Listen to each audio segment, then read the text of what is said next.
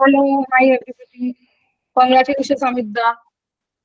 Thank you, thank you. Good evening, everyone, and welcome to this very much awaited session of the Hearth Within. We are very excited, proud to be celebrating Amit Shankar Saha's latest collection of poems, Etesian Barahmasi. It's a book that we have been talking about informally behind the curtains. We have been appreciating Penprints Publication for doing a very fine job out of this.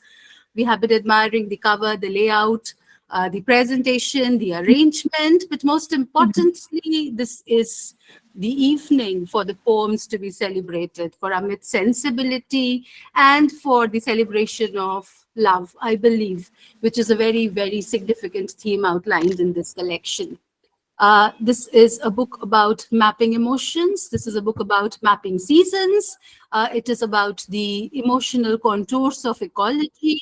And it is also about the very contemporary lives that we lead and the way that seasons in the mind and in nature influences all the while.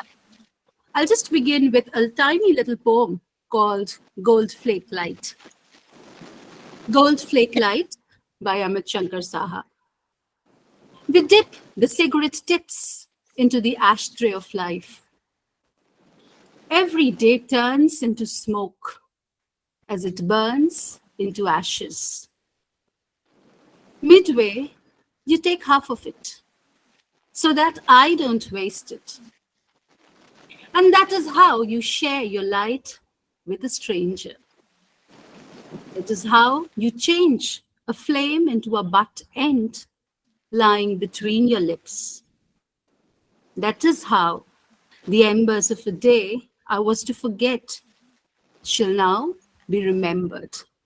I love the way that embers and remembers rhyme together and the assonance that they create. Thank you very much to each one of the panelists for agreeing to be here to celebrate this wonderful book, to talk about it, to discuss the poems. And without much ado, I would like to invite Ashwani Kumar to begin the discussion on Amit's wonderful book. Ashwani, sir, over to you. Ashwani, sir, you have to unmute. A second. A bit absent-minded these days, so just a second. Yeah, I'm done. Now, okay. So first thing first, Amit, congratulations formally for this wonderful collection of poems. I remember you sending me the draft of the poems, Barahmasi, Barahmasa or Barahmasi poems. So wonderful collection. So I enjoyed reading even that time too. And here, today, in a formal sense of reading the poem once again with colleagues, friends, and poets from different, parts of, aesthetic experiences. We have been, together here. And thank you to Vasu for organizing and Jaydeep for this wonderful, get together and also conversation, about Amit's collection of poems.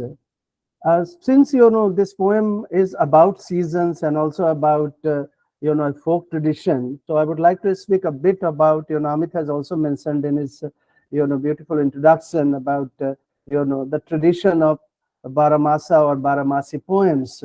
Interestingly, if you recall, most of us who are writing English poetry today, that in the origin of English poetry or so-called Anglophone poetry has a close connection to poems on seasons. In fact, Hickey's Bengal Gazette published in its first issue in 29 January 1780, published a poem titled The Seasons, and expectedly the English season. So I'm very happy that, over almost 300 years, Amit comes back here and changing the entire landscape of English seasons into Baramasi poems. Therefore, it's very important to think about the context, tradition or traditions of Baramasi poems, from North India, where I'm now located. Although I live and work in Bombay, but I'm more, connected to different languages and poetic traditions in North India. So, historically speaking and comparatively speaking, Baramasa poems has a long tradition. I don't want to go back, to mystic and Vedic tradition, and then coming back to, Kalidas in a cliched manner. But if you look at, the way I'm looking at what Amit has done and reminded us about a minor genre of folk origin, and what scholars call a poetry of intermediary genre in Viraha, alternating between great tradition of Sanskrit and high literary tradition of Hindi and Urdu. Actually, looking at work of literary historians Francesca Orsini, we are reminded that there is a pan-Indian, expression of ecological poetry, and especially Amit has mentioned it about Sringar, Ras, and nature, and also the concept of beauty. In this sense, there are multiple multilingual registers of Barahmasa or Barahmasi poems in our literary history. And it's also an open dialogical genre, according to different cultural milieus, emotional and cognitive maps, The common element in all Barahmasa poems is ecological and the feminist consciousness with the trope of fluidity of identity and gender, which I find in Amit too, and I will reflect on that shortly. Therefore, with this critical positioning of feminine longing, at the center, Viraha Barahmasa has been primarily written by male poets, capturing the agonies and pangs of separation of women in all the literary languages of North India. On the same register, religious Barahmasa, I'm sure my colleagues and friends are familiar with it, popular from the medieval times, have symbolized the pangs of the human soul for divine spiritual love, and have been extensively used by Indian poets right from the beginning, including Kalidas in Sanskrit. Interestingly, I also found out that Indian Sufi, Jan monks, saints, Nath yogis, who have become very political of late in Indian politics, have also extensively written Barahmasa poems. In fact, Jang monk Dharam Suri wrote a Barahmasa poem in late Upper Bronze, And among the Sufi poets, the Barahmasi of Ali Haider and Bulle Shah are worth mentioning here. In fact, Mullah Daud in 14th century was the first poet who wrote two Barahmasa in his great narrative poem Chandayan.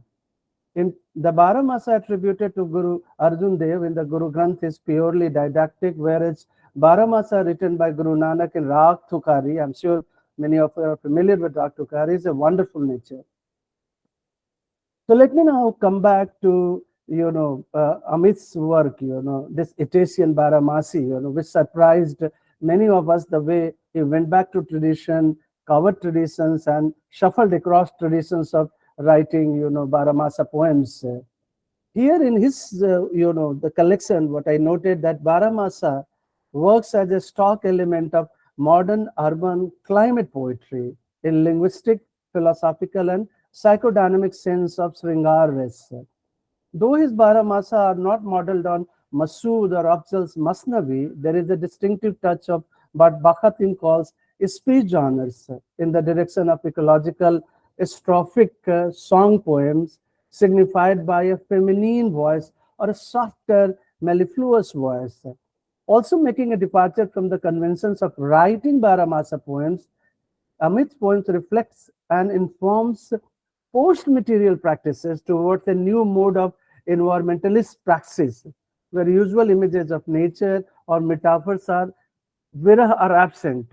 There are no usual images or elements of nature like trees, animal, birds, insects, etc., etc.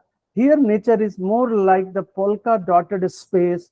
This sky, I quote him, this sky, the Margarita, the moonlight, tequila base, quoting from his poem Margarita. As I have mentioned elsewhere, Amit's poems are imagistic, lyrical, and sensuous. They are also autobiographical consciousness of the looming environmental crisis. In his poems, particularly in this collection, have slow, bubbling energy of mountain stream. I live in a mountain, so a little biased toward mountain. There is nothing like idealized, pristine beauty of nature in his poems. As an urban poet, perhaps inspired, I'm just guessing, by poet Robinson Jefferson's idea of inhumanism, when the human species will disappear and then everything will once again be beautiful. His Barahmasi is like a book of luminous things, an exhibition of ecological aesthetics of an artist's figurative painting. It's like the artistic juxtaposition of reality and imagination, and the simultaneity of spatial and temporal movement in a turbulent world. Though Amit travels all over the eternal cycle of seasons, even Meghalaya or Bhimketa, more in the sense of inner traveler of memories, he is deeply rooted in his own landscape of Bengal, like Jayanta Mahapatra. In essence, his heart beats to the rhythm of Bengali tunes and crawls through the centuries, quote him, to reach Sanchi like grass in his own words. Unlike Jivananandan Das or Tagore, Amit does not pamper nature with a mystic and spiritual eroticism. In his work, introspection is a major poetic device, and I'm not surprised that more than Tagore, he is fascinated by Jivananandan Das, who has been mentioned twice in his poem. So in Amit's Barahmasa poem, nature decays, but its material beauty remains ever luminescent, more existential, even ominous, because for him, Fagun, this March, I quote him, not March, and the plague is sown. This is so morbid, and also so Kafkaesque, an uncanny pathology of ravages of urban decay.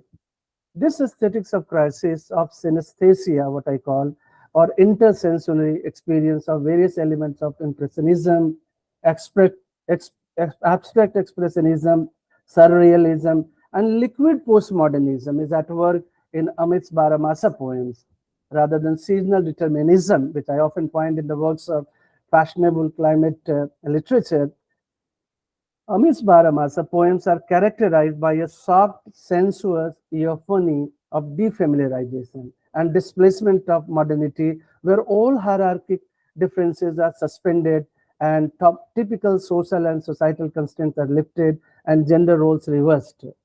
Building on the works of Julia Kristeva, I would like to argue that seasons in Amit's Baramasi symbolize a deeper politics of desire, a dynamic interplay between two kinds of languages, physical, instinctual. That is how his Baramasa genre poem becomes a new language of imagined ecology, in which repressed life of the instinct is projected. To conclude, Amit's Baramasa poems have become a biopolitical experience of a state of exception in terms of what theorist Agamben calls messianic time for Homo sacer rather than Homo sapiens. So I leave you with a puzzling aporia that Freud encountered in his famous conversation with a young, perhaps aging poet, most likely Rainer Maria Rilke, in November 1915. Faced with the degradation of modernity and disturbed by the thought that all the beauty was fated to extinction, Rilke discussed with Freud the philosophical and existential aesthetics of transience and permanence. Like Freud, I also like to believe that it is very ephemerality of things that makes eternal Baramasi season so enjoyable in both libidinal and instinctual sense of Shringar. Thus, agreeing with late Zen master Thich Nhat Hanh, who reminds us impermanence does not necessarily lead to suffering. What makes us suffer is wanting things to be permanent when they are not. In short, Amit's idea of love and beauty acquires a mystic existential nothingness of impermanence, like his favorite citrus dream of just month, where he says, I ripen like the rind of time, kept in the abundance of sun. Simmering is all that is love, and nothing was, and nothing is done. Thank you very much. Thank you very much, Ashwani sir. That was a very, very insightful peep into the book. You have been able to, draw our attention to several important factors that many of us might have missed on the first reading. You have taken us back to the Baramasa as a literary genre. And you have tried to talk about how beautifully Amit has woven tradition and modernity, the contemporary existence, and also the kind of ephemerality that I think characterizes all these poems. I was also, drawn by the fact that Amit takes up a moment, and it is like he threads it through the entire idea of existence. So each poem encapsulates one moment, and that is how I think he is able to carry the temporal idea of the moment into the rhythmic idea of the seasons. So somewhere there is, these tiny moments woven into a kind of rhythm that makes it very, I feel these are very sustainable poems. Sustainability is such an important term these days. And these are very sustainable poems, and that you can keep on coming back to them season after season. Thank you very much for drawing our attention to these ideas. I would next like to call upon Jaydeep Sarangi sir to talk about this wonderful book. Over to you, Jaydeep sir. Thank you, Vasudhara. Thank you. Thank you, wonderful panelists, all our practicing writers and the soul makers in different roles. I think I'm audible, no? In the preface, Amit has made a clear statement. Don't judge these poems by any other yardstick except beauty, and it will lead you to the truth. I think my discussion will be very much academic today, and it will be like a classroom. I will just actually explain only 3-4 poems, and I'll relate them to the contemporary praxis and show how they stand apart from the common run of writings. Amit has a beautiful way of speaking.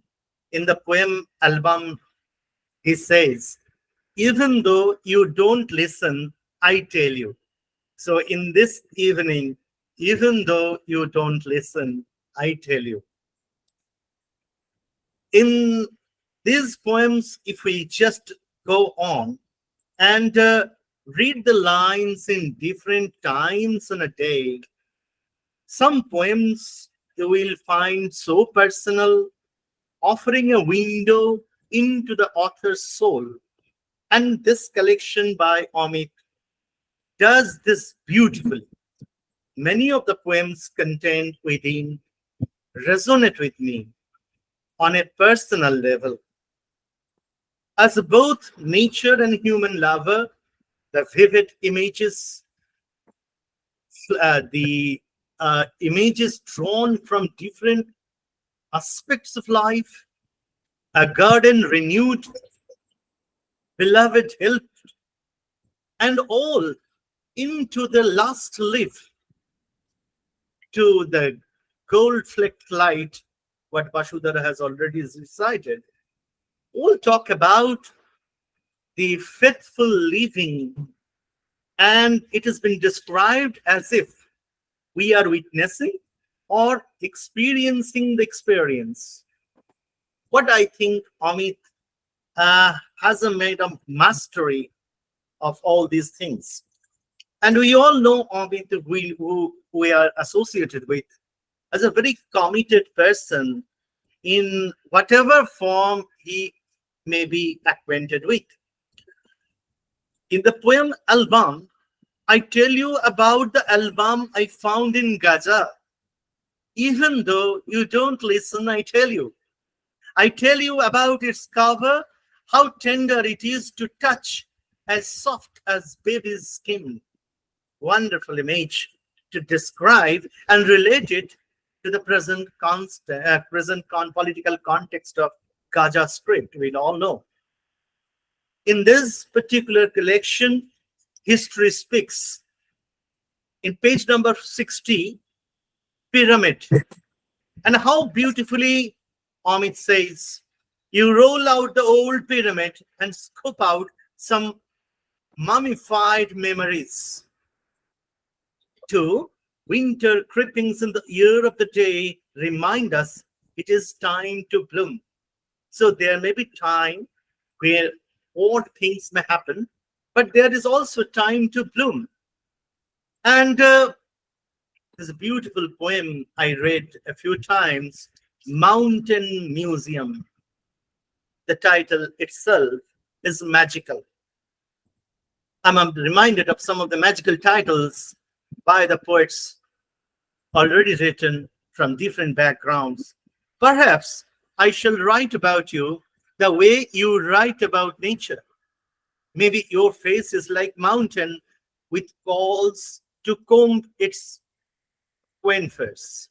At home, I build a museum collecting mountains and forests, a secret museum of my life made up of fragrance of your life.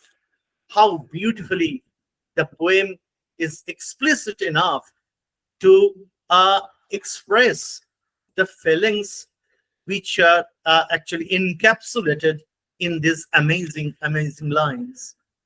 Abrogation, another page, page number 39. It rains from Pushkara to Goa. It's beautiful, you say. From the rain window, lightning bolts to dark fields, an old me who is young abrogates something from the constitution of memory. It rains as you read this. Wet patches hide hollows. Like all great poets, there's tendency to connect with absences. And some of Amit's poems, and one, the title is Absence, page 40. And the poem ends in this poem too, the last line is absent. A flare of the flame approaches the sun, piercing the cloud. The vapors noon settles on the sky, reminding of absence. Monsoon clouds gather on this patch of art with a heavy heart. Beside your window, the flame tree figures the flaws of gravity. Wonderful, wonderful, mesmerizing. That's why we return to poetry again and again. And possibly, myself and Ashwani ji, we remember the film on Jayantada. And the film, in the last part, we cried and cried. And his dust remains were, given to Chandrabhaga as per his last wish, as we celebrated Jayantada's first death anniversary a few days ago. We remember possibly best poems are ever written for the pangs of separation, pangs of absences. And 4-5 poems, I will say, are absolutely gems for my reading. Maybe that is the speaking tree. And another good, beautiful poem I read again, 23 page. An intense indifference identifying deafness. Everything unasked for, you too take them unasking.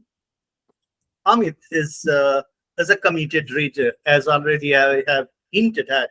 Knowing Amit for a long, long time is whatever he does with commitment. And he is a voracious reader. And that's why possibly a collection like this is possible. And Ashwani ji has rightly commented in the back cover, exploring paradoxes to the imagistic poetic Odyssey. I know my brief comment is the Iliad in a nutshell. I copied the phrase from Swift.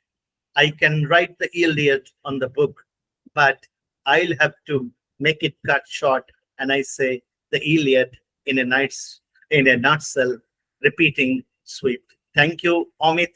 More power to your pen and possibly to your writing speed. No, not to mail. Pen, I know we don't write, but to type and inspire many, many whom you meet in different places.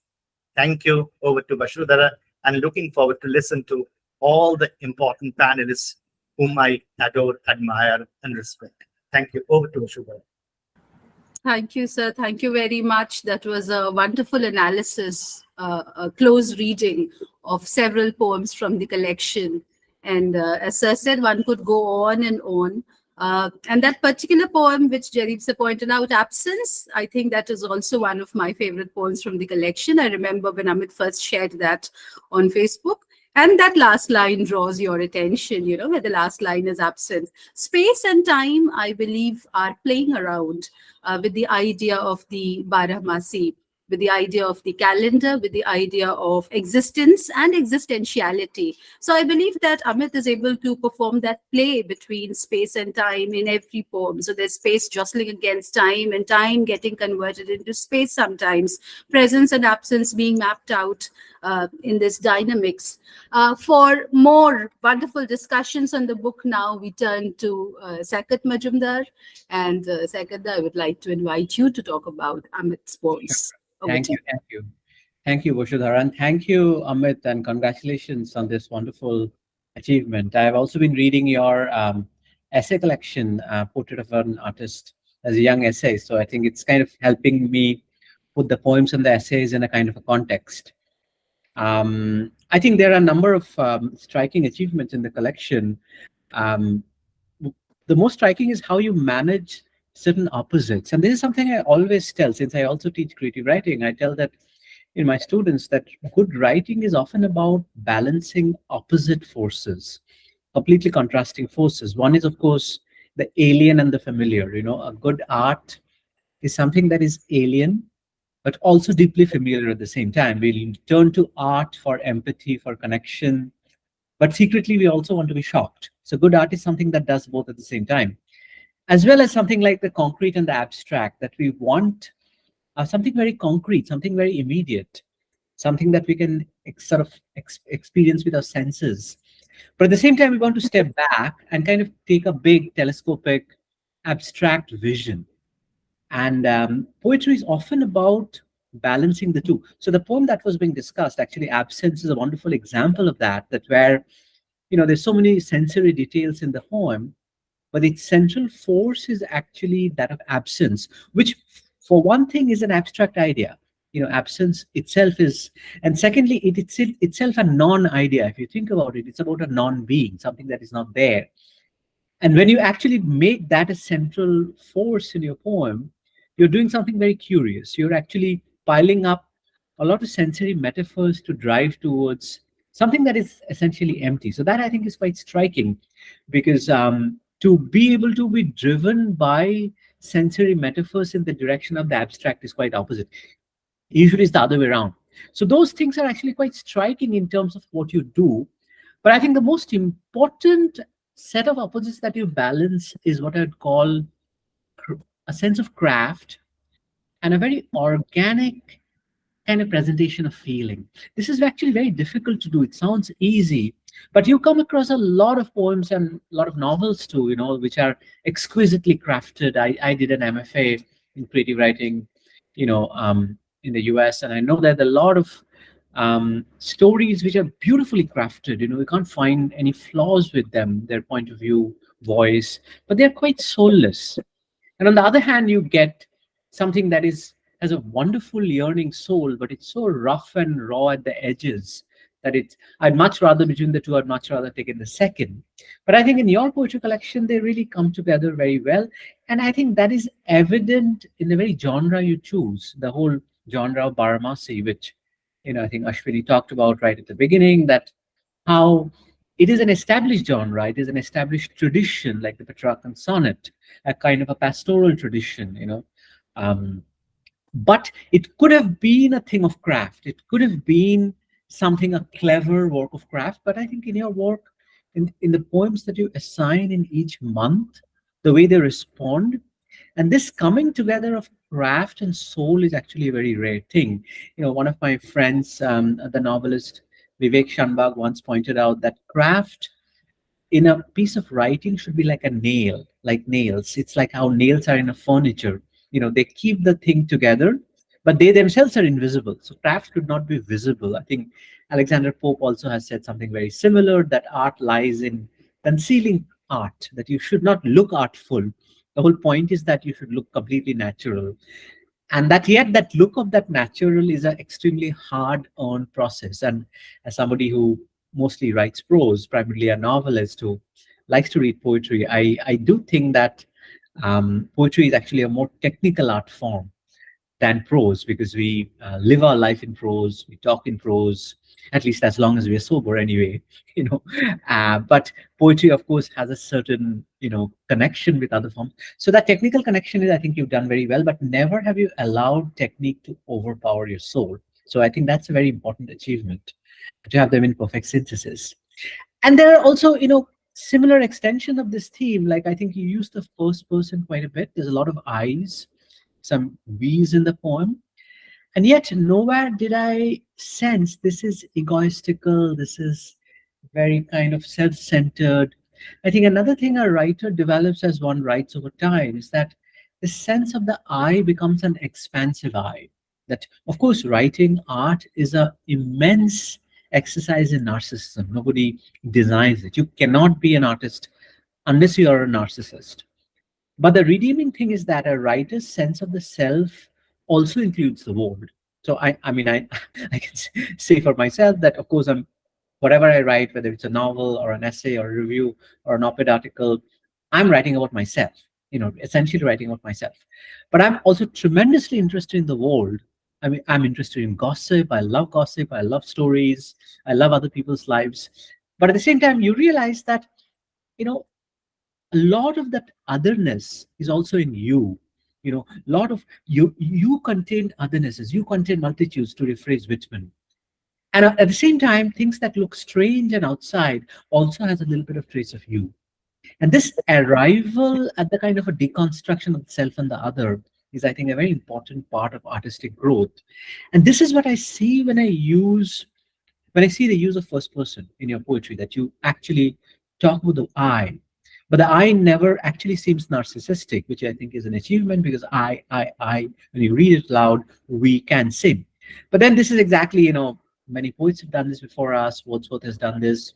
Obviously Whitman has done it, and everybody's done it. And yet that sense of I being a kind of an expansive I, which I think is a striking achievement, because the I is also very attractive. The moment you say I, you're saying something very concrete. And I'm kind of teased by this promise that here I'm going to get a particular story.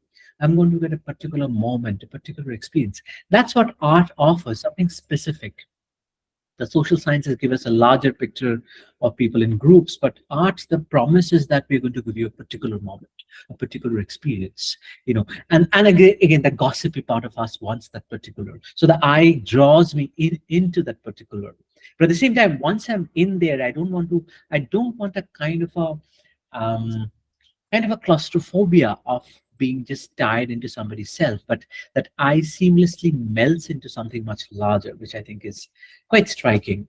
And that's probably why I think you draw on traditions quite seamlessly.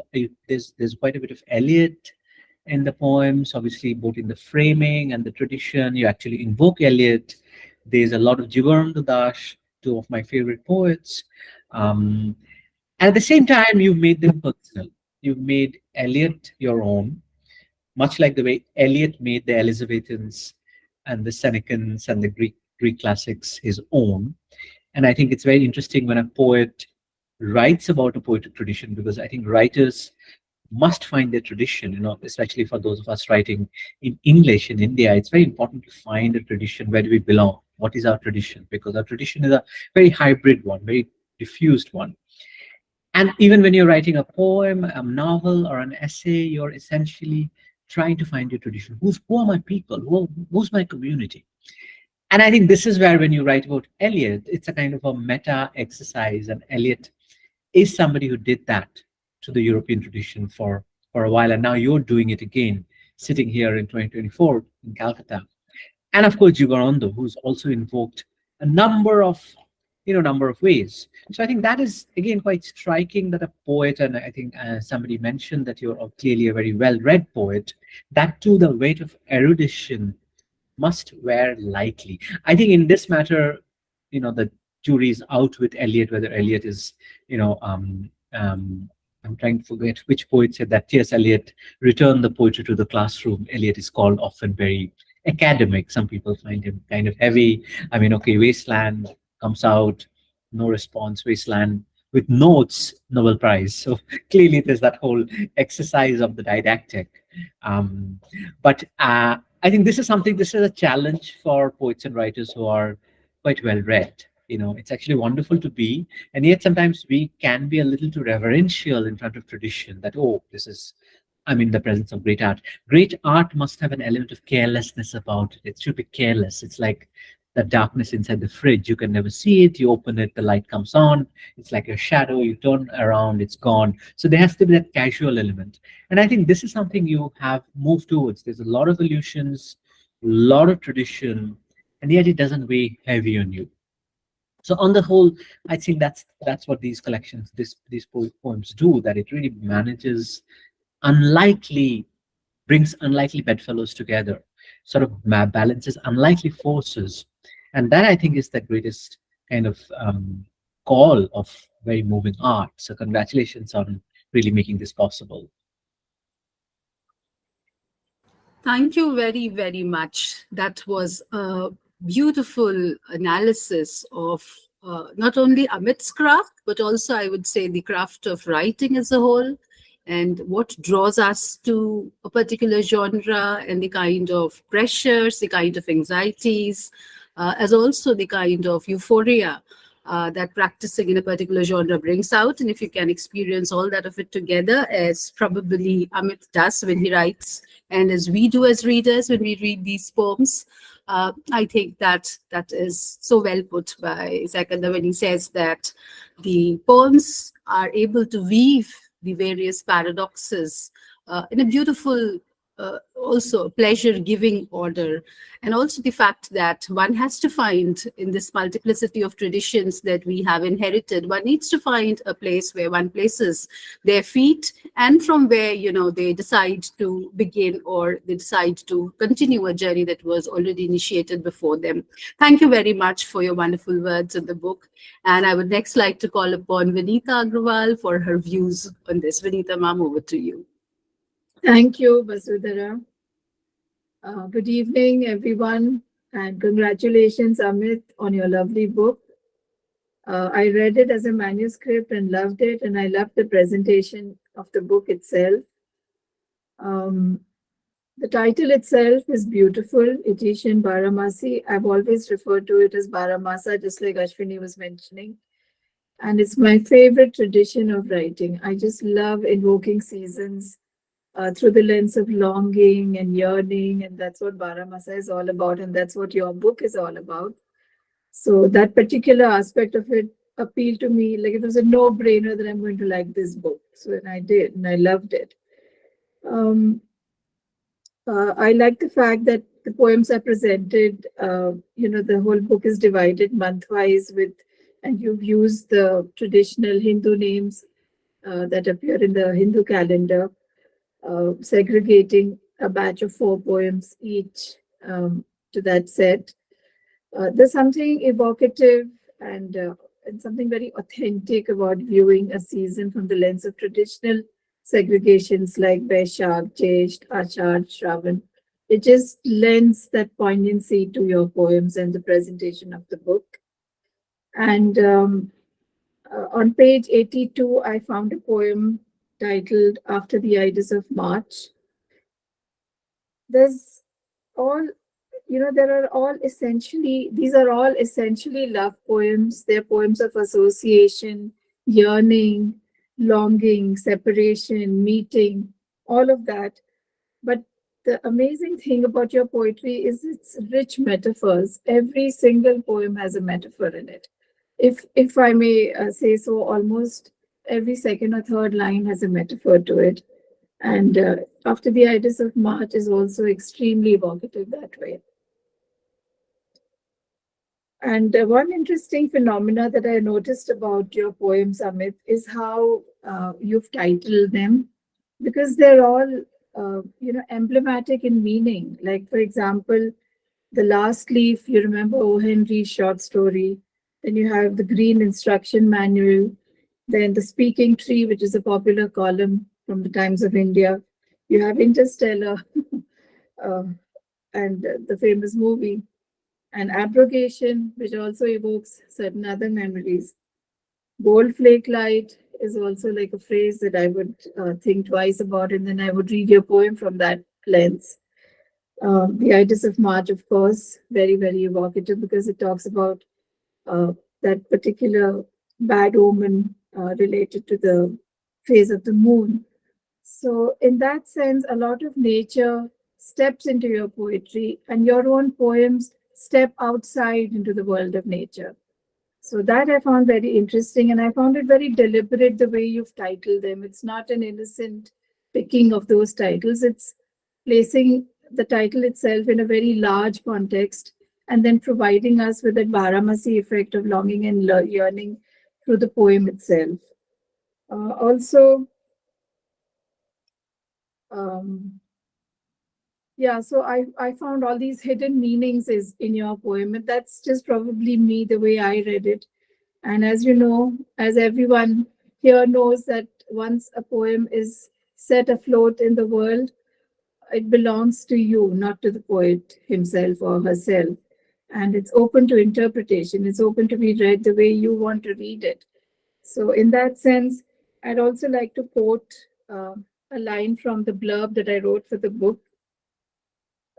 Because I just want to focus on the most haunting line that I found in Amit's book, that this is a Baramasi's poems picked, and it is in this passionate yearning, fervency, and cosmic magnification of an emotion's intensity that Saha discovers unforgettable mystic connotations, leaving the reader spellbound. He says, "Tonight I am a person, almost like a stranger, I fear to go to sleep with." So congratulations, Amit, on this absolutely marvelous book. Thank you so much. Thank you so much, Vinita ma'am. It's a beautiful endorsement that you have given, and it reflects, your words reflect the spirit of Amit's poetry in many, many ways. Thank you very much. I would now like to call upon Sreetanwi, who is also part of the publishing team, Penprints, that has brought the book into existence. Over to you, Sreetanwi. Thank you so much. Thanks, Basudhara. Thanks, Jaydeep sir, and the Hearth Within. It's really a pleasure talking here when Shaikata and Vinita ma'am, all of them, Jaydeep sir, they spoke a lot about the book and, all the different angles. So when, after the first phase of going through the manuscript, and when I had a kind of initial talk with Amit, these were the things that were, I thought, the most striking feature of the manuscript. Obviously, I somehow felt that it is the poet who is constantly going away and coming back to the poems, because in case of Jibanananda Das, we find that there is this relation of when he says abar ashibo phire dhan shiritir tire. So Amit goes beyond those map making procedures, the kind of imaginary lines, the kind of shadow lines, the kind of localities, and crossing the locals. It's almost a kind of global paradigm that we find in his poems. So for me, I have already seen, I just went through the poem when I went through the poems the first time. It was a kind of a self-conflict, a kind of agitation initially, where the poet is trying to go away and also again coming back. It's again in that Eliot's narrative that we find the initial segment of loss and maybe some kind of hollowness, and then again coming back to a kind of standstill that we find. So I found that it is the book is somehow going as a kind of opposite to the eclogues that we find, the traditional eclogues, the traditional ideas of bucolic poetry that we have been going through. And it's much more contemporary because, as we have been seeing, it surpasses the shackles of time. And that is what we see in all good poetry. Shakespearean sonnets have already narrated the different facets of time and how good writing survives, or how the lines will be emboldened across generations when they're writing. So in Amit's poetry, I found this sense of intentional and also a kind of unintentional floating away, going away in order to rediscover himself, and maybe coming back to his poetry as a kind of shelter. it's very strongly embedded in many of the poems that we see, and especially the kind of the quotidian life that we find, and the sense of experiment that is associated with it. Because some of the striking lines, not just the lines, even if you go to the titles, the Petri dish, I personally like this poem. This is one of my favorites, which talks about how in gravid bottles we keep our hopes alive, incubating. So that sense of inception, regeneration, birth, death, and regeneration, something, a kind of cyclical process that we find very strongly in Eliot's landscape, that's there, in Tagore's landscape, Tagore and his Upanishadic writings, the Vedantic philosophy that we find in Tagore, very much. I find that sense of incubation of emotions, incubation of ideas, incubation of images. This becomes very, it's almost a kind of foretelling of the narrative that is going to happen. And somehow I feel that what I told just now, these poems are not just about a certain time, about the metropolitan myopia, maybe metropolitan myopia. Sometimes when I read Joyce's Araby, or when I read the stories in Dubliners, I find the city narratives are very strong over there. In Amit's quotidian life, in Amit's source of mundaneness, sometimes I feel that these reflections are very strong. They're happening here and now. They can happen in the near future. They might have happened, or they could have happened in the past also. So time present and time past, which is generally present in Amit's poem, very, very skillfully and adroitly compiled into time future. That is what I found as an editor and while going through the poems. So it's about that lyrical quality which is there, but it is also about that in-depth hollowness that we find in the social and the social labyrinthine passage that is there, the political problems that are there, the war that is ravaging our existence. So it's very contemporary. It can be a slice of everyday life. At the same time, it excels to a level of what I call the beauty, the epitome of beauty and aesthetics also. So very, very well chosen words. Sometimes very cryptic, sometimes it is spilling, but it's a kind of fine combination that we find in Amit's poetry. And the seasonal narratives, of course, that are constantly this. It's like that notation of the songs that we find, sa re ga ma pa dha ni sa, or if you talk about do re mi fa sol la ti do. So it's that orchestration that gives rise to sentimental outpouring, at the same time creating a kind of symphony. So I find that symphony is very well expressed in spite of all the discordant features of life, in spite of all the different paradigms that make our lives hell. But even amidst that hopelessness, somewhere these poems, they talk about hope. They talk about that inception, regeneration, birth, and the growth of that sense of hope, which he talks about that in Petri dish, the striking presentation right in the introduction. So from the editorial perspective, I can say, while choosing a manuscript as a part of a traditional publication house, it becomes necessary that we go through these in-depth studies. It's not just about the poet's emotion, but also how the readers will make the book their own. And we have been receiving comments and reviews, and readers have started sharing their love. And I really think that we still have very good readers of poetry, and poetry books are selling, and poetry books are being loved by readers all around. So my best wishes to Amit, and of course my thanks to Amit that we could work on this project. So that's it. From the editorial side, I have to say this only. Thank you and congratulations to you, and more power to your pen. Thank you, Sreetanwi, and that was a wonderful torchlight that I think you brought to the poems. And most importantly, I think since you have been associated with the making of the book, a kind of empathetic stance develops towards these poems, which gives you part of the writer's perspective also. So I believe that is what shines through and through your words today.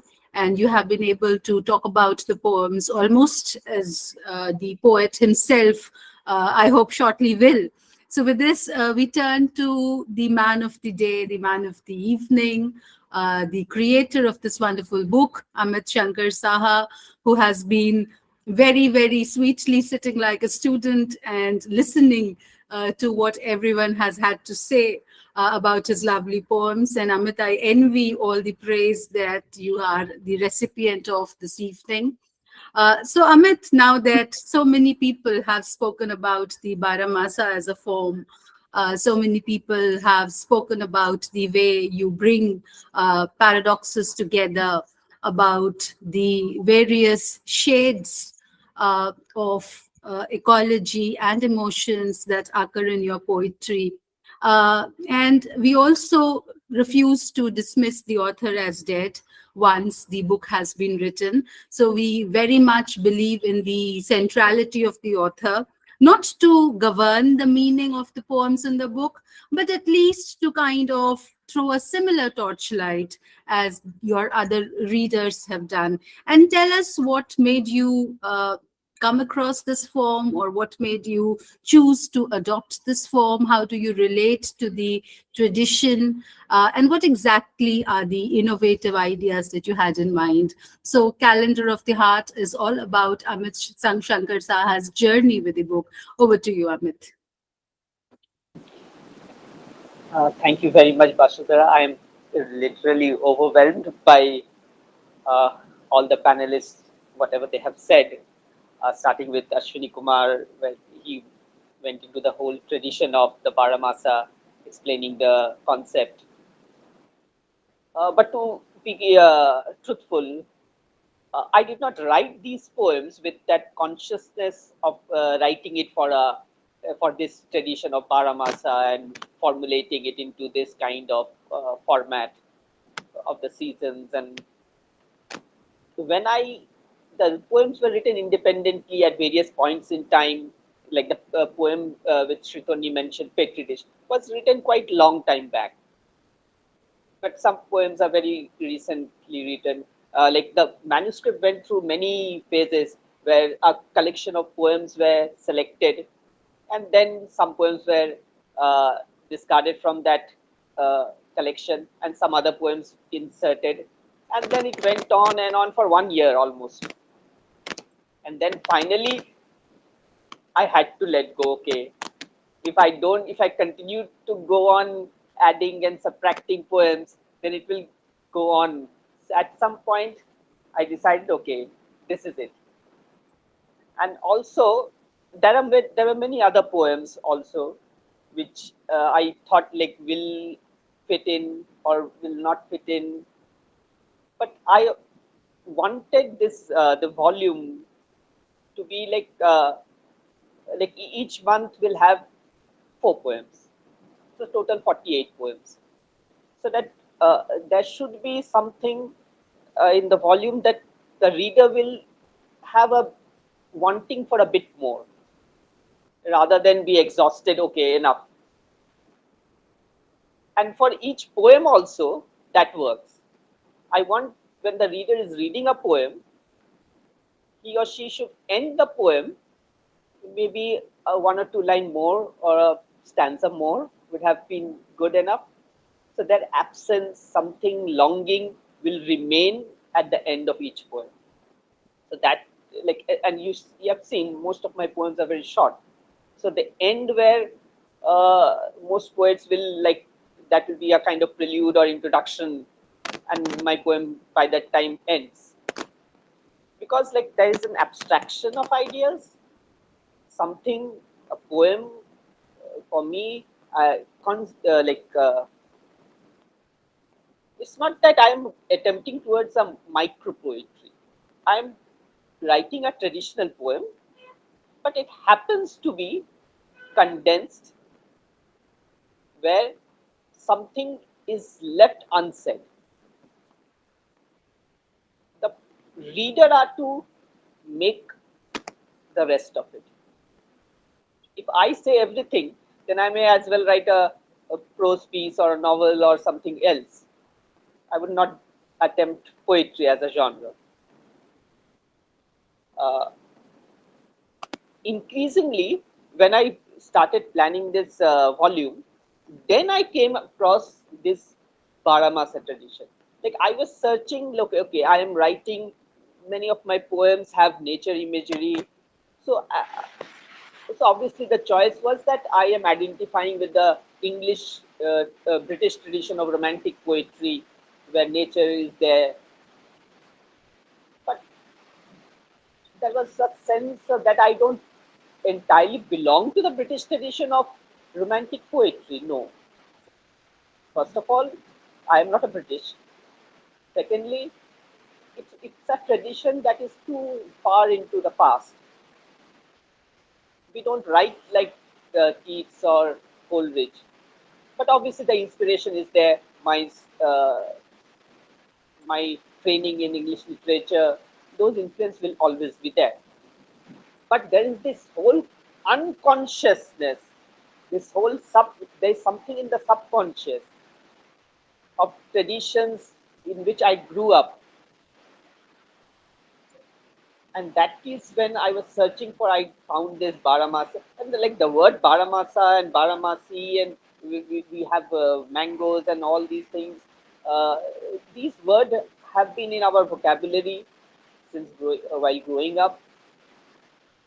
But then when I explored, then I found that okay, there is a whole tradition, and I started identifying with it because what I am writing about longing and love and this, and then now so since we are teaching also the rasa theory in English literature classes, so all this consciousness of the Indian tradition. So these are certain influences which I started identifying with. Okay, so I am writing something which is not something that is traditionless. And then, since I belong to a hybrid culture, I have my lineage in English British poetry also, as well as Indian poetry also. So why not make it all the more richer? Why write for only so that this kind of readers will understand me, or this kind of reader will understand me? Maybe both the kind of readers should need to read more of each other to understand me. So that's a challenge for the reader. So a Western reader may not have any knowledge about the Baramasa tradition. He should, or he or she should, get to know it. Just like maybe an Indian reader may not have something quite knowledge about English literary tradition. So the Indian reader should also attempt to go into that area. So that's why in the title, if you see, I have put a logic operator of analogy. So the West and the East, they come together. Etesian is uh, the origin of the word from Latin and Greek, whereas Baramasi is a origin from Hindi and Urdu. And then the two traditions, they when they mix the Western and the Indian tradition, and there is it's analogous. Whatever we are doing, like it's they are the Western tradition is also the theme of love, time, impermanence, transience. These are certain, like these concepts, they are so universal that whatever tradition you belong to, you will be able to identify, you will be able to read through it. Chandra Talpade Mohanty in her book Feminism Without Borders, she said that to make the specific universally understood, understandable, something particular. So something like that attempt is here also. So that my personal experience, so most of these poems, as panelists have pointed out, that there is a so much use of I. So these are very personal experiences, some feelings which, like, importantly, that poem about I'm a kind of a stranger. to myself, because when I am writing these poems, I am totally a different person. Suppose if I am writing a poem, as a retort to someone else's poem or inspired by someone else, and if that person is actually messaging me or disturb, like I get disturbed. I tell like, you just keep quiet now. I'm now into that zone of writing that poem. Maybe you are the inspiration, but you need to shut down now. Shut up now. Because when I am in that zone, I don't belong to anyone. Okay. But when I come out of the zone, when the editing part happens and other things happen, then I am a very rational person. Then most of the people perhaps think that, okay, this person has written this, which is very difficult to understand, because he is quite like, he does not have those kind of feelings. But then when I go into that zone, then it's only a few people who know me when I am in that zone. So that is one thing, and and I'm very glad uh, that all the panelists have given their opinion, and I'm especially thankful to Jaydeep Da, because he was unsure of joining, and today he has joined, so I am very thankful to him. And obviously, Saikat, Ashwani Kumar, Vinita ji, Sreetanwi, obviously, she has gone through the manuscript from like, we have discussed things. She has suggested something. I have accepted some of her suggestions. I have discarded some of her suggestions, giving some explanation why I want it this way. So it was a very beautiful journey. The whole from the writing of the poems to the production of this book. So like, and I feel like, okay, whether so many people, whether when I had felt something like that, did other people also feel the same way? Like a poem like Mountain Museum. When I had first shared it in a WhatsApp group, in IPPL WhatsApp group, I got many personal messages. People have said, okay, I have also felt like this. So that is something personal, that I am able to connect with people who don't know about my personal things. Okay, so like as Eliot had said, to make, when you are creating art, you have to make the person impersonal, right? So in these poems, they are all very personal attempts, but the metaphors are taken from nature. So I am giving you the key in which you can enter this territory of my personal world through the identification with metaphors of nature. And I am trying to use English as an Indian language, not as a Western language. So I don't balk at the idea that, okay, I cannot express an angrai in English. I will attempt it, especially when I am in that zone. So when I write in the poem like Symbiosis, I'll just read a few lines. At dawn, when you wake up with mysterious coquetry of a tree stretching branches and cracking its leaves. And that's the typical Angrai Lena when you wake up. So through the metaphor, and like this is a concept may not be, Western readers may not be identified, but the way I'm saying it, through the imagery of a tree cracking its leaves, stretching its branches, this is where people, I believe these metaphors people can connect with and see how nature and human, they are like, they are so interconnected. uh, like there are poems like, of which I may be writing in a certain mood, but there are so many other influences I have, like a poem like Endoscopy, uh, which I wrote with a certain sense. And I remember Basudara commenting about it, because at that time my father had passed away. So I was in that kind of mood. So what affects, what influences, what kind of mood enters my poem is that is something even I am not able to like when I see the final product of the poem coming in on the page and I'm reading it as a like someone has mentioned about the distancing. Shukata mentioned about balancing opposites. Then I also discover, okay, this is what I have written. Yeah, this is good. So then I am not the person who has written the poem. I am someone else who is like reading a poem, maybe written by a stranger.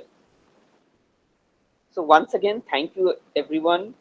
Now we are still to be there are the readers who will be reading the poems, and I hope like since I have just 48 poems in the volume, like almost all the poems, not all, but many of those poems have already been discussed. So I believe like things are there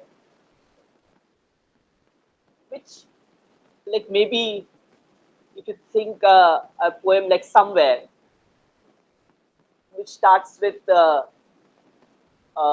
image of a windowsill, like that influence came from Wuthering Heights, the windowsill where Catherine writes her name, Catherine Earnshaw, Catherine Linton, Catherine Heathcliff. So somewhere in my mind that image was there. So these are some like how these associations coalesce and come into a poem is something that is surprising even to me. And that is where like that element of surprise have to be there in a poem. And increasingly I am being adhering towards the Indian traditions of writing poems where there is lyricism, there is kind of like Javed Akhtar had said that in ghazals we are all dealing with alcohol and love and longing and the same thing. But these are just symbols which give you uh, the power to criticize even God.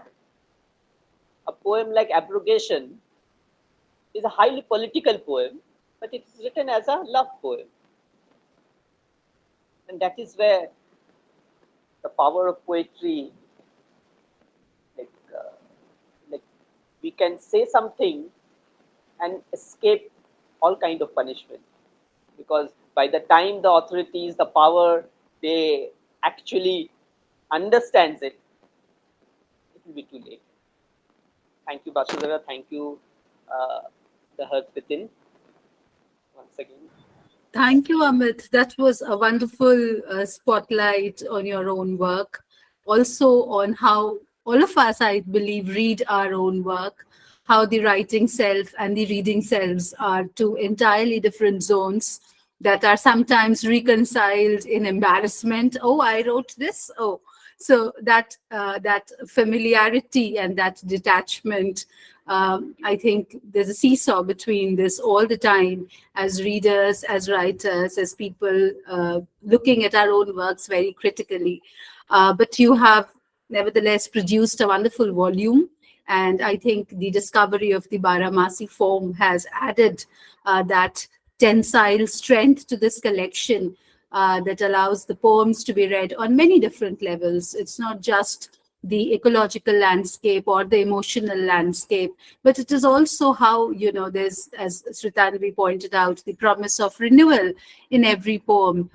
There's a promise of restoration, there is hope, there is a kind of looking beyond. So you're confined to the present, and yet you know that this present is very soon going to be superseded by something hopefully better. So it allows the poems to be read on many levels and to throw light on the poems in particular, to showcase some of the lovely poetry that this book brings to us.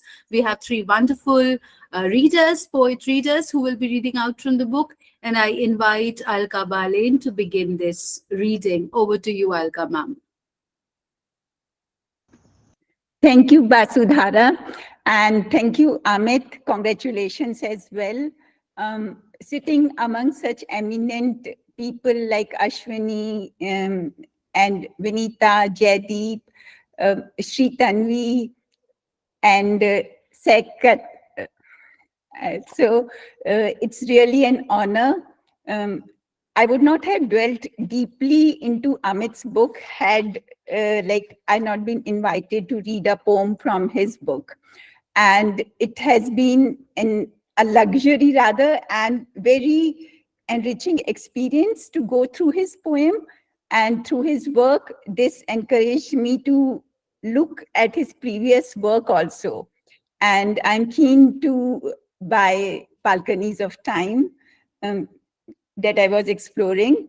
So in this collection, when I looked at it, it has all the 4 rasas, and Amit says to look at it through beauty and truth. What stood out most for me was the Adbhut rasa, a sense of amazement and wonderment at the metaphors used in the poems, the rhythm, a sense of rhythm that's there in the poem, and how, like Amit says, the poems are complete at the end of each segment or each month and each year, and towards the end also, and at the end of poem. I'm left at hanging at the end of most of the poems. Oh, okay, interpreting it in my own terms and relating it to my own experiences and widening the depth of those poems.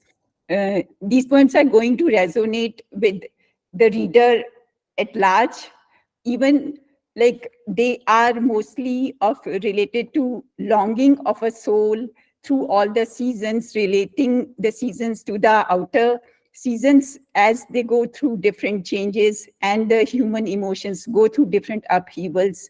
These poems not only exclusively retain themselves to outer and inner nature, but also traverses like different geographical barriers and countries. These are borderless poems. Meghalaya is covered, Russia is covered, and Gaza is there, Sundarban is there. So different aspects have been covered. And there are several deep sayings in these poems where Amit says, inaction, somewhere I have read is human. That stayed after reading inside me. And the rich imagery in some of his poems, like in Citrus Dream, the grass is peppered with zest, the orange zest, and how it smells and fragrant. And in the flight, he says something like, the climb is steep and high. I bring nothing except a fearsome cliff and a sense of growing wings. Something that resonated very deeply. And in most of the poems he has, because he's an academician, he has used oxymorons, he has used the sound effects, like rhythmic sound effects of S or alliterations that has added more to the poems. So the poems are not soulless, as Jaydeep sir said, they're soulless and they retain the craft as well. So I'm going to read the poem that Jaydeep sir mentioned, The Last Leaf.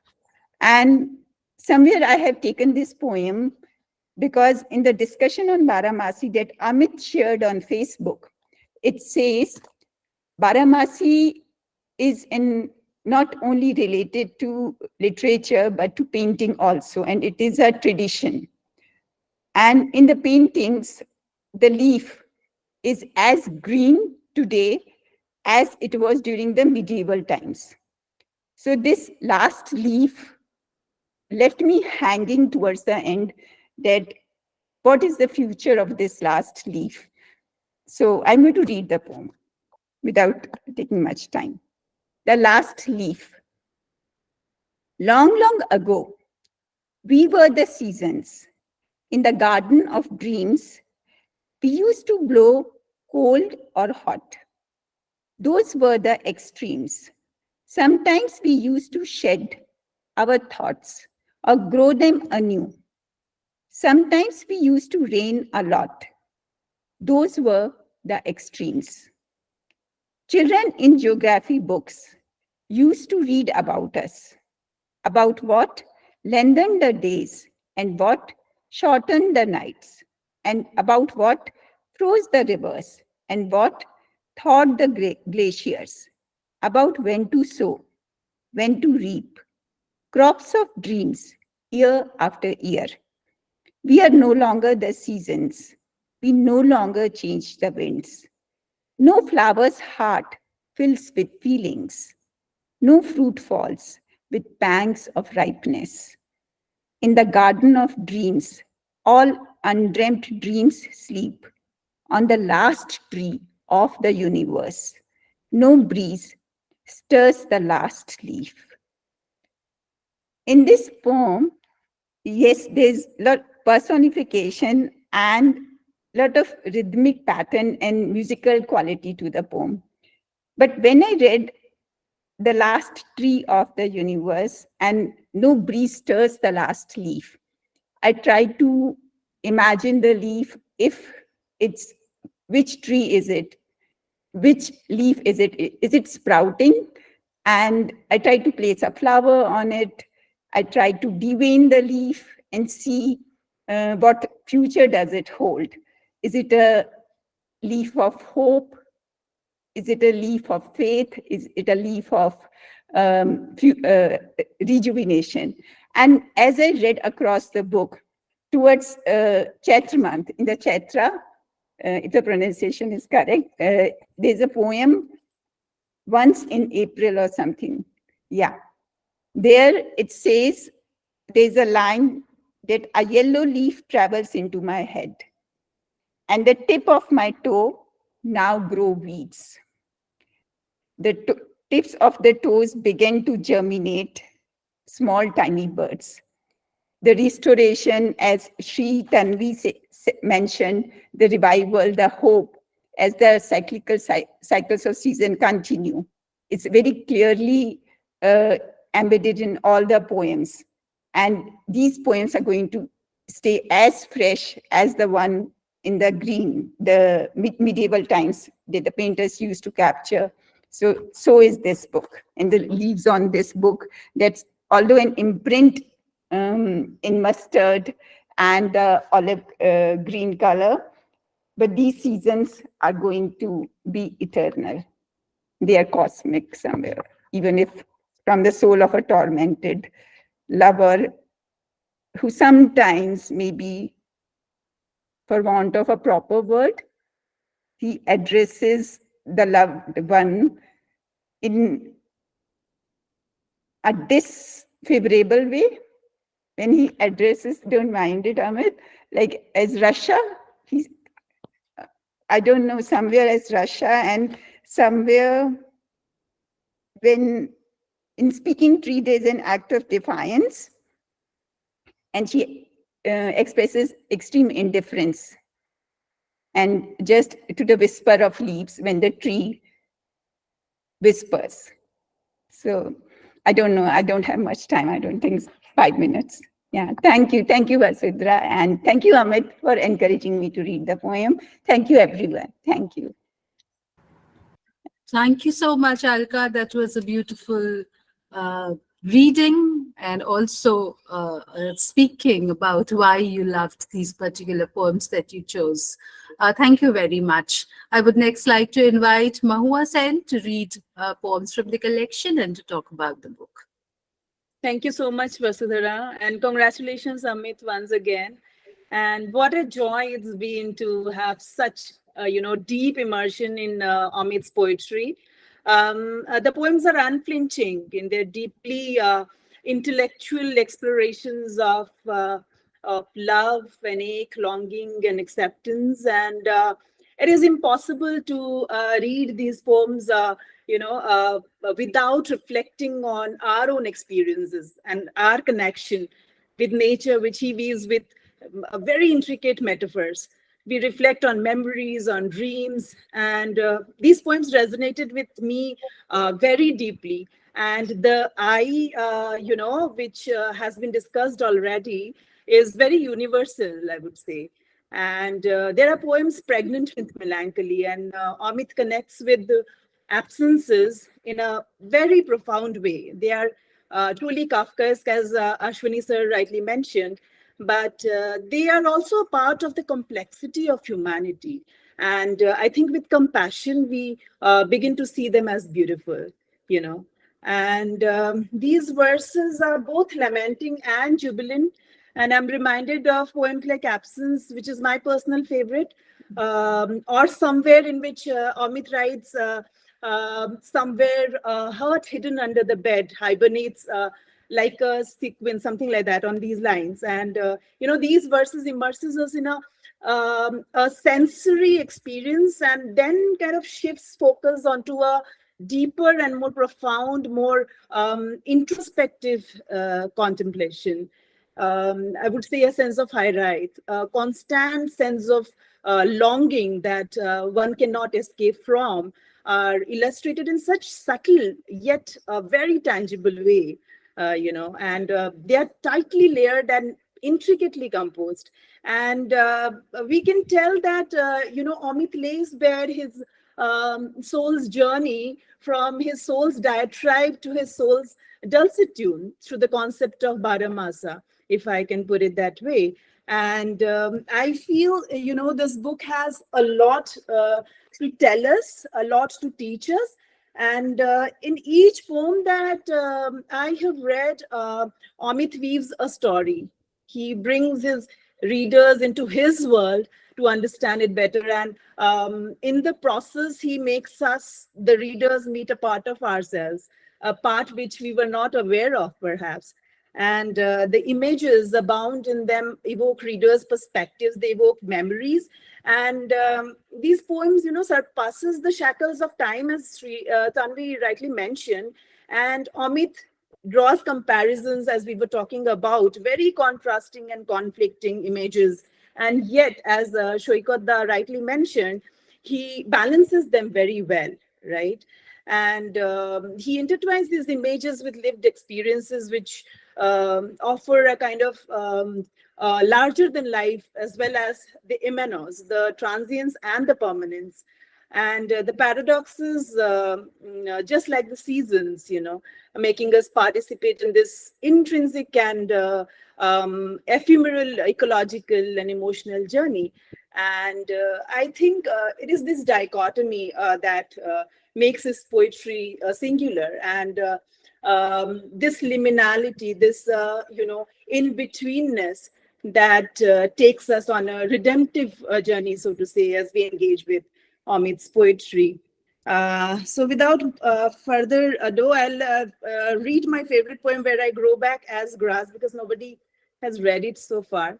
And the first line, Today Your Heart is Grass, has been taken from Jivanananda Das's poem Akash Leena, where he wrote, Tomar hridoy aaj ghash, batasher upore batash, akasher upore akash. So I'll read that first. Today your heart is grass, not I, but Jivanananda Das wrote this line for Shuranjana. Does love return like grass?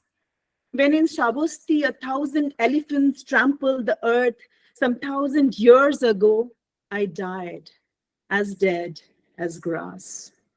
How do I come back now? How do I come back now? Grow roots in your breast, susurrations in your heart. How do I become grass?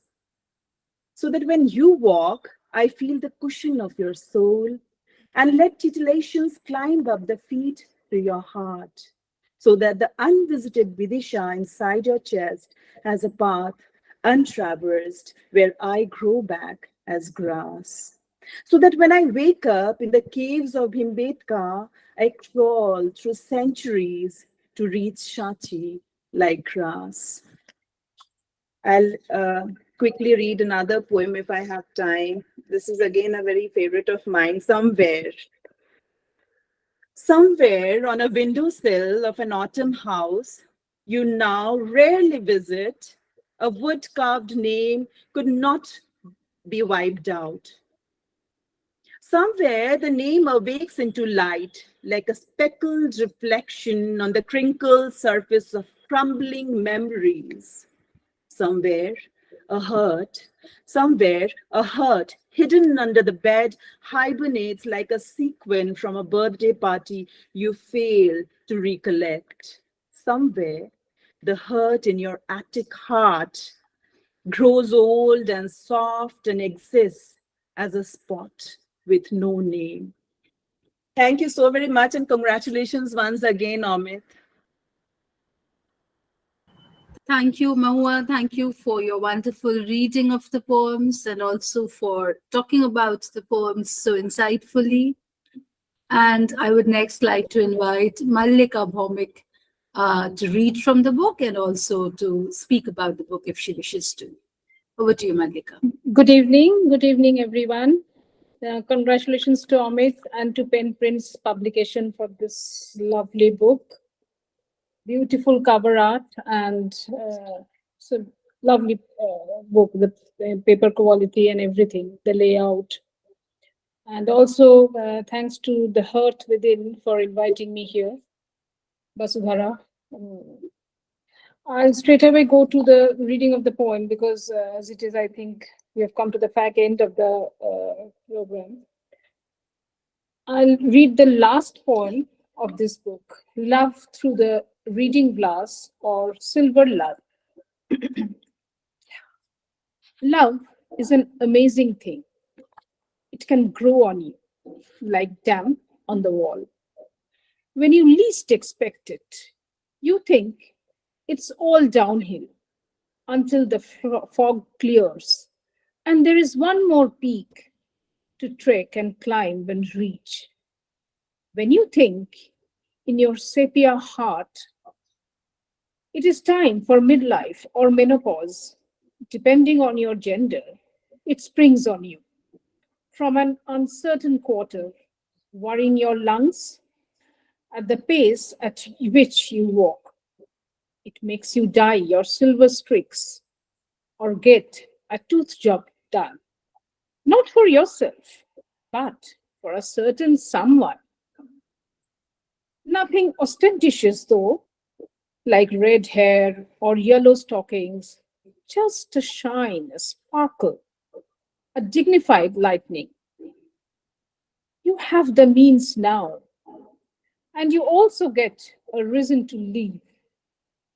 All those times of youth when you passed or missed, the loves that could have been seem fuzzy.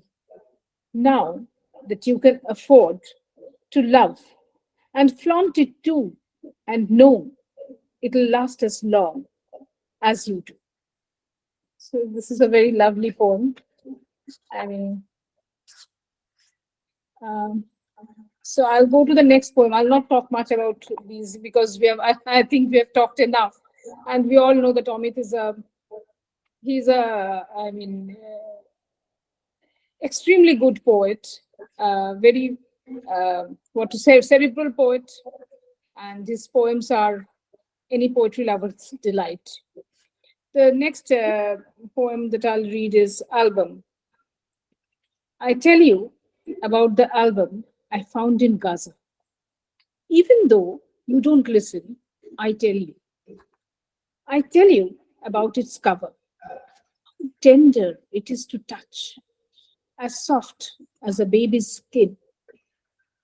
Inside it is a family, now lost, no longer alive, except as a memory. I know I'm making you sad, but you are a mother, so touch the cover, cuddle the album, and you will know how the war has turned the soft skin of babies into tender leather covers. But you don't listen, even though I keep on telling. Inaction, I read somewhere, is human.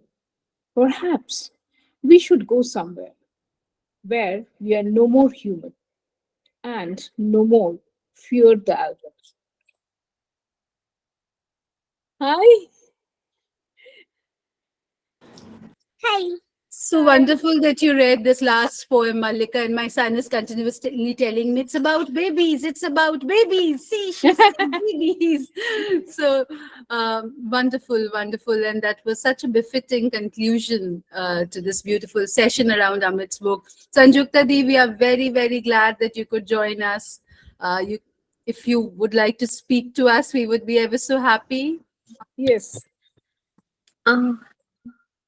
Thank you. I just didn't imagine I could make it, but as soon as the guests went, I grabbed the phone and tried my luck, and there I was to see our young talent Amit. And now, of course, no longer young in terms of maturity and evolution of his poetic journey, which I have been watching for a number of years now. And I suppose he also discovered me as I discovered him.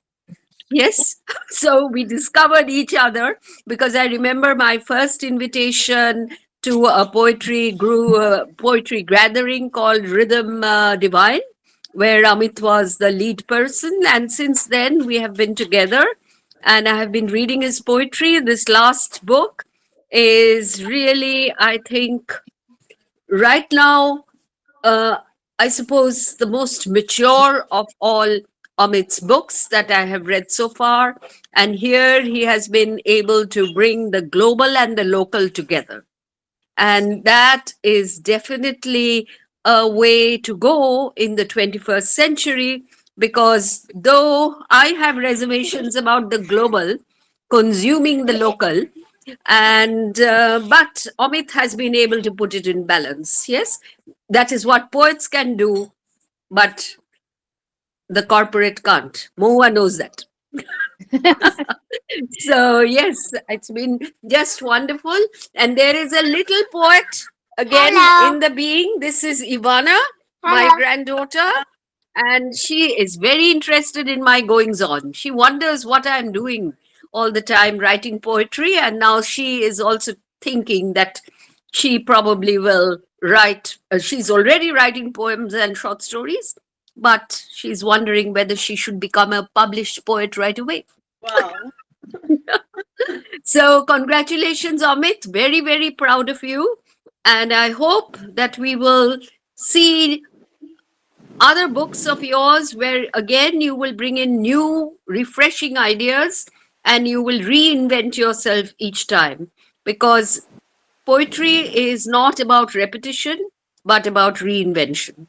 Yes. So I hope, because we can't do much with poetry, but we can also really delve deep into the world and probably carry forward certain messages that you can not do in any other literary genre.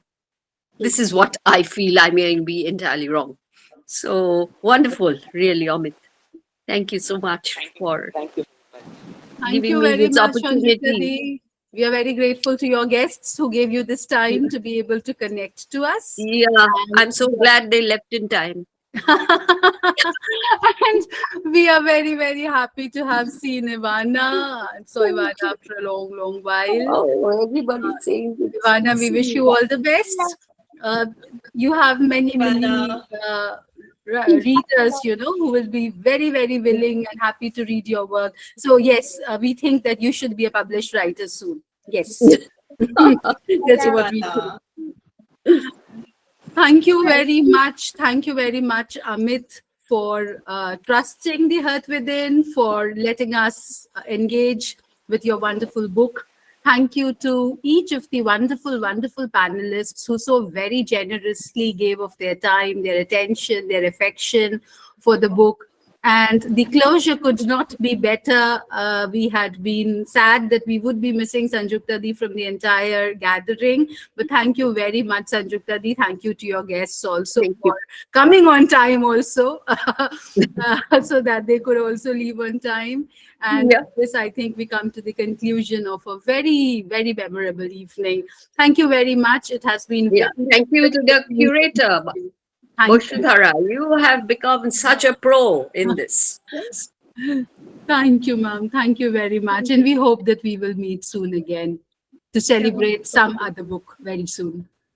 Thank you so much. Thank you. Thank you, everyone.